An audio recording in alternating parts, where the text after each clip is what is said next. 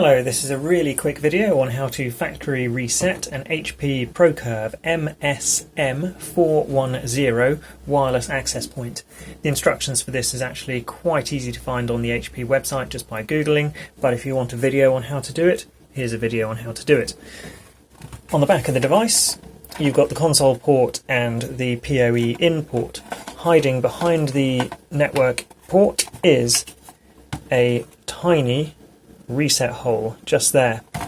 I've found that when you go to reset it like this, it doesn't work. You need to have the paper clip or whatever you're using underneath the network cable to get at an angle to press the button correctly. So that's one thing to watch out for. On the screen over here, I am pinging the access point so you can see when it stops responding to pings and also when it comes back.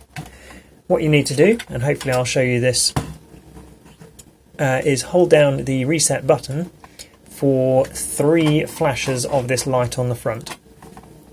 I'll let you know when I'm going to press the button. I'm going to press it now. These lights will go solid, and then they'll go out, and then they will start flashing. So that's the first flash, the second flash, and the third flash. And take the paper clip out.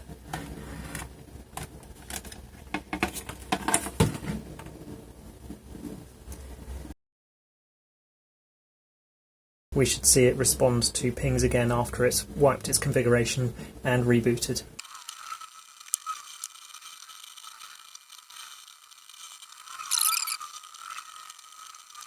There's another DHCP packet, and now it is responding to pings. So actually this time it did seem to take more than the 1.5 minutes that I was expecting.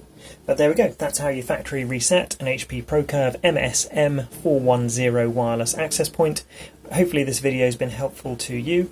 If it has, it would be really helpful to me if you wouldn't mind subscribing to my YouTube channel. You don't need to have the video notifications switched on, but the subscriber numbers are really helpful. Thank you very much.